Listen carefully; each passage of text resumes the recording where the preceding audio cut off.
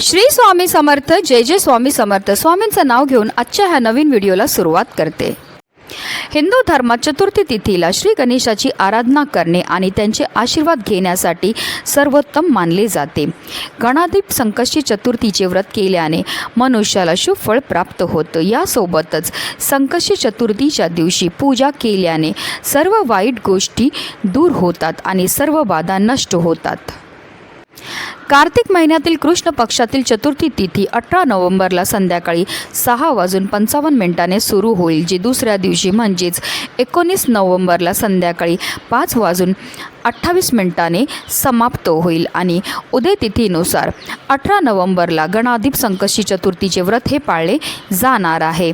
या दिवशी संध्याकाळी चंद्राला अर्घ दिला जातो, चंद्राची पूजा केली जाते आणि संध्याकाळी चंद्रोदय जो आहे तो 7:16 होणार आहे.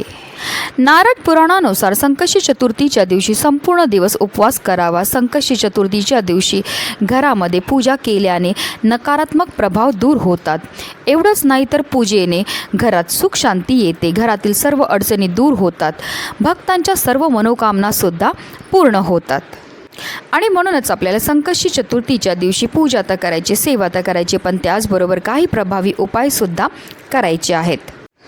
आणि म्हणूनच आपल्याला संकष्टी चतुर्थीच्या दिवशी इथे अर्पण करायची आहे फक्त एक सुपारी. ही सुपारी अर्पण केल्यामुळे आपलं 7 पिढ्यांचं दारिद्र्य तर नष्ट होणारच आहे, पण आपली कितीही कठीणातील कठीण इच्छा ही साक्षात गणपती बाप्पा पूर्ण करणार आहेत. अतिशय प्रभावी असा हा उपाय आहे, ज्याबद्दल सविस्तर आणि महत्त्वाचीशी माहिती मी तुम्हाला या व्हिडिओमध्ये देणार आहे. तर व्हिडिओ पूर्ण पहा.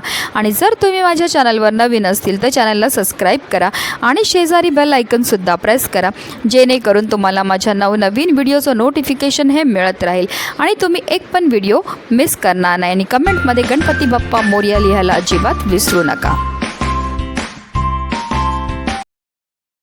संकष्टी चतुर्थीच्या दिवशी आपल्याला सकाळी ब्रह्ममुहूर्तावर उठायचं आहे आणि स्नानही करायचे. स्नान केल्यानंतर आपल्याला स्वच्छ वस्त्र हे परिधान करायचे. जर तुम्हाला शक्य असेल तर लाल किंवा पिवळ्या रंगाचे वस्त्र परिधान करा. त्यानंतर सर्वप्रथम आपल्याला देवघरामध्ये दिवा हा प्रज्वलित करून घ्यायचा आहे, कारण कोणतीही सेवा किंवा कोणताही उपाय जो आहे तो आपल्याला अग्नीच्या साक्षीने करायचा आहे. त्यानंतर आपल्याला सूर्यदेवाला जल हे अर्पण करायचं. जल अर्पण करताना ओम सूर्यदेवाय नमः, ओम आदित्याय नमः या मंत्राचा आपल्याला जप हा करायचा आहे. आणि त्यानंतर आपल्याला विधिवत श्री गणपती बाप्पांची पूजा ही करून घ्यायची आहे. आता तुमच्याकडे गणपती बाप्पांची मूर्ती असेल तर त्यांना तामनामध्ये आपल्याला घ्यायचं आहे आणि त्यांना तुम्ही जलाभिषेक किंवा पंचामृताने अभिषेक हे करू शकतात. अभिषेक करताना आपल्याला निरंतर ओम गणपते नमः या मंत्राचा जप करायचा आहे, किंवा तुम्ही गणपती अथर्व शीर्षमचं पठण केलं तरीही चालणार आहे. आता हे जे तीर्थ आहे ते आवर्जून आपल्याला आपल्या मुलांना प्यायला द्यायचं. असं केल्यामुळे आपल्या मुलांच्या बुद्धीमध्ये वाढ होती. त्यानंतर आपल्याला गणपती बाप्पांच्या मूर्तीला स्वच्छ पुसून पुन्हा त्यांच्या स्थानावर ठेवायचे. त्यांना हळद कुंकू अक्षदा अर्पण करून घ्यायचे आहेत. त्याचबरोबर त्यांना जास्वंदाचं फूल अतिशय प्रिय ते अर्पण करायचं आहे. दुर्वाची जुडी आपल्याला अर्पण करायची आहे. दुर्वाची जुडी गणपती बाप्पांना अर्पण करताना आवर्जून आपल्याला आपल्या मनातली इच्छा बोलून ती दुर्वाची जुडी जी आहे ती अर्पण करायची आहे. तसेच गणपती बाप्पांना गोडाचा नैवेद्य हा अर्पण करायचा आहे. तुम्ही जर मोदक बनवले असेल तर तो दाखवा, किंवा तुम्ही गुळ खोबऱ्याचा नैवेद्यसुद्धा गणपती बाप्पांना अर्पण करू शकतात. त्याचबरोबर आवर्जून आपल्या मुलांकडनं सुद्धा आपल्याला काही सेवा ह्या करून घ्यायच्यात. आपल्या मुलांच्या हाताने सुद्धा आपल्याला गणपती बाप्पांना जास्वंदाचं फूल तसेच दुर्वाची जुडी ही अर्पण करायला लावायचे. त्याचबरोबर आपल्या मुलांकडनं गणपती अथर्व शीर्षमचं तसंच गणपती बाप्पांचं नामस्मरण आपल्याला करून घ्यायचं आहे. तर मुलं लहान असतील तर तुम्ही म्हणा, त्यांनी श्रवण केलं तरीही चालणार आहे. कमीत कमी एकदा तरी त्यांच्याकडनं ओम गणपते नमः किंवा ओम श्री विघ्नहर्ताय नमः या मंत्राचा तुम्हाला जप हा करून घ्यायचा आहे. ह्या सेवा आपल्या मुलांकडनं करून घेतल्यामुळे आपल्या मुलांना प्रत्येक क्षेत्रामध्ये भरभरून यश तर मिळतं, पण त्यांच्यावर कधीही कोणत्याही प्रकारचं वाईट संकटसुद्धा येत नाही. संध्याकाळी चंद्रोदय झाल्यावर आपल्याला चंद्राला जल अर्पण करायचं आहे आणि त्यानंतरच आपल्याला व्रत जे आहे ते सोडायचं आहे. अशा रीतीने आपल्याला पूजा ही करून घ्यायची आहे. हिंदू धर्मात पूजेच्या वेळी सुपारीला विशेष महत्त्व आहे. पानासोबत सुपारी देखील पूजेत ठेवली जाते. गणेशाला सुपारी प्रिय आहे आणि जेव्हा पूजा केली जाते तेव्हा प्रथम उपासक गणेश आणि गौरीचे प्रतीक सुपारीच्या रूपात वापरतात. भगवान विष्णू आणि देवी लक्ष्मीच्या पूजेमध्येही सुपारीचा वापर हा केला जातो. सुपारी संबंधित असे काही उपाय आहेत जे केल्याने धनात वाढ होऊ शकते आणि त्यासोबतच सुख समृद्धी वाढते.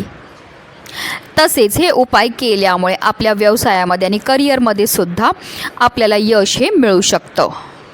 आणि म्हणूनच आपल्याला ह्या उपायाकरता एक सुपारी ही लागणार आहे. जी सुपारी आपण घेणार आहे ती आपल्याला व्यवस्थित पाहून घ्यायची. ती अखंड असावी, कुठेही तुटलेली फुटलेली किंवा खराब झालेली नसावी.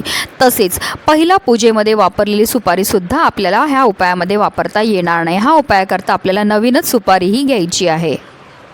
आता आपल्याला एक तामण घ्यायचं आणि तामणामध्ये ह्या सुपारीला आपल्याला ठेवायचं आणि ह्या सुपारीला आपल्याला जलाभिषेक हा करून घ्यायचा आहे. 11 पळी पाणी आपल्याला सुपारीवर अर्पण करायचं आहे. सुपारीवर पाणी अर्पण करताना आपल्याला ओम श्री विघ्नहर्ताय नमः या मंत्राचा जप करायचा आहे. अभिषेक करून झाल्यानंतर ह्या सुपारीला आपल्याला स्वच्छ पुसून घ्यायचं आहे. तसेच आपल्याला एक लाल रंगाचा कपडासुद्धा लागणार आहे. हा लाल रंगाचा कपडा जो आहे तो आपल्याला आपल्या देवघरामध्ये असणाऱ्या गणपती बाप्पांसमोर ठेवायचा आहे. त्यानंतर आपल्याला देवघरामध्ये आसन घेऊन बसायचं. ही सुपारी जी आहे ती आपल्या उजव्या हातामध्ये आपल्याला घ्यायची आहे आणि आपल्याला काही सेवा ह्या करायच्या आहेत.